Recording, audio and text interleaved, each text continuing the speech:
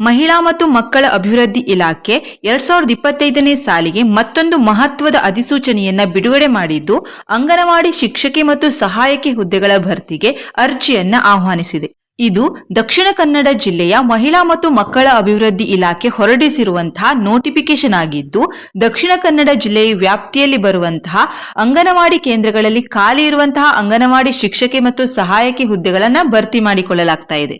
ಅಂಗನವಾಡಿ ಹುದ್ದೆಗಳ ನೇಮಕಾತಿಯ ನಿರೀಕ್ಷೆಯಲ್ಲಿರುವಂತಹ ದಕ್ಷಿಣ ಕನ್ನಡ ಜಿಲ್ಲೆಯ ಮಹಿಳಾ ಅಭ್ಯರ್ಥಿಗಳು ಈ ಕೂಡಲೇ ಅರ್ಜಿಯನ್ನ ಸಲ್ಲಿಸಬಹುದು. ಈಗಾಗಲೇ ಅರ್ಜಿ ಸಲ್ಲಿಕೆ ಪ್ರಾರಂಭವಾಗಿದೆ. ಮಹಿಳಾ ಮತ್ತು ಮಕ್ಕಳ ಅಭಿವೃದ್ಧಿ ಇಲಾಖೆ ಹೊರಡಿಸಿರುವಂತಹ ಅಧಿಸೂಚನೆ ಪ್ರಕಾರ 277 ಹುದ್ದೆಗಳನ್ನ ಭರ್ತಿ ಮಾಡಿಕೊಳ್ಳಲಾಗ್ತಾ ಇದೆ. ಈ ಹುದ್ದೆಗಳ ಪೈಕಿ 56 ಅಂಗನವಾಡಿ ಕಾರ್ಯಕರ್ತೆ ಹುದ್ದೆಗಳು, 221 ಅಂಗನವಾಡಿ ಸಹಾಯಕಿ ಹುದ್ದೆಗಳಾಗಿರುತ್ತದೆ. ಅಂಗನವಾಡಿ ಕಾರ್ಯಕರ್ತೆ ಹುದ್ದೆಗಳಿಗೆ ಅರ್ಜಿ ಸಲ್ಲಿಸುವಂತಹ ಅಭ್ಯರ್ಥಿಗಳು ಕನಿಷ್ಠ PUCಯನ್ನ ಪೂರ್ಣಗೊಳಿಸಿರಬೇಕು.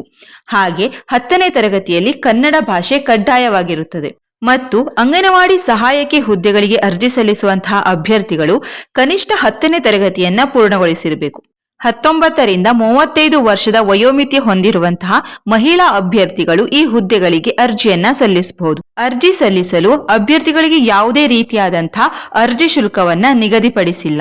ಅರ್ಜಿ ಸಲ್ಲಿಸಿದ ನಂತರ ಅಭ್ಯರ್ಥಿಗಳನ್ನ ಮೆರಿಟ್ ಆಧಾರದ ಮೇಲೆ ಈ ಹುದ್ದೆಗಳಿಗೆ ಆಯ್ಕೆ ಮಾಡಿಕೊಳ್ಳಲಾಗುತ್ತದೆ. ಅಂಗನವಾಡಿ ಹುದ್ದೆಗಳಿಗೆ ಆಯ್ಕೆಯಾದಂತಹ ಅಭ್ಯರ್ಥಿಗಳಿಗೆ ಅಧಿಸೂಚನೆ ಪ್ರಕಾರ ಮಾಸಿಕ ವೇತನವನ್ನ ನೀಡಲಾಗುತ್ತದೆ. ಈ ಹುದ್ದೆಗಳಿಗೆ ಅರ್ಜಿ ಸಲ್ಲಿಸಲು ಬೇಕಾಗುವಂತಹ ದಾಖಲೆಗಳು: photo, signature, Aadhaar card, SSLC ಪ್ರಮಾಣ ಪತ್ರ, PUC ಪ್ರಮಾಣ ಪತ್ರ, ವಾಸಸ್ಥಳ ದೃಢೀಕರಣ ಪತ್ರ ಮತ್ತು ಜಾತಿ ಪ್ರಮಾಣ ಪತ್ರ. ದಕ್ಷಿಣ ಕನ್ನಡ ಜಿಲ್ಲೆಯ ಅಂಗನವಾಡಿ ಹುದ್ದೆಗಳಿಗೆ ಅರ್ಜಿ ಸಲ್ಲಿಸಲು ಕೊನೆಯ ದಿನಾಂಕ 10 ಅಕ್ಟೋಬರ್ 2025.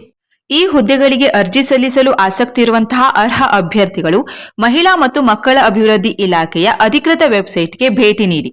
ನಂತರ ದಕ್ಷಿಣ ಕನ್ನಡ ಜಿಲ್ಲೆಯ ಅಂಗನವಾಡಿ ಹುದ್ದೆಗಳ ನೇಮಕಾತಿಯನ್ನ ಆಯ್ಕೆ ಮಾಡಿಕೊಂಡು ಎಲ್ಲ ಮಾಹಿತಿಗಳನ್ನ ಭರ್ತಿ ಮಾಡಿದ ನಂತರ ನಿಮ್ಮ ಫೋಟೋ ಮತ್ತು ಸಿಗ್ನೇಚರ್ ಅನ್ನ ಅಪ್ಲೋಡ್ ಮಾಡಿದ ನಂತರ ಇ-ಸೈನ್ ಅನ್ನ ಪೂರ್ಣಗೊಳಿಸಿ. ಇ-ಸೈನ್ ಪೂರ್ಣಗೊಳಿಸಿದ ನಂತರ ನಿಮ್ಮ ಎಲ್ಲ ಇತರೆ ದಾಖಲೆಗಳನ್ನ ಅಪ್ಲೋಡ್ ಮಾಡಿ. ಅಂಗನವಾಡಿ ಕಾರ್ಯಕರ್ತೆ ಮತ್ತು ಸಹಾಯಕಿ ಹುದ್ದೆಗಳಿಗೆ ಹೇಗೆ ಅರ್ಜಿ ಸಲ್ಲಿಸಬಹುದು ಎನ್ನುವುದರ ವಿಡಿಯೋವನ್ನ ಸಂಜೀವಿನಿ ಯೂಟ್ಯೂಬ್ ಚಾನೆಲ್ನ ವಿಡಿಯೋದಲ್ಲಿ ಈಗಾಗಲೇ ತಿಳಿಸಿದ್ದೀನಿ. ಆ ವಿಡಿಯೋವನ್ನ ನೋಡಿ ನೀವು ಕೂಡ ಅರ್ಜಿಯನ್ನ ಸಲ್ಲಿಸಬಹುದು.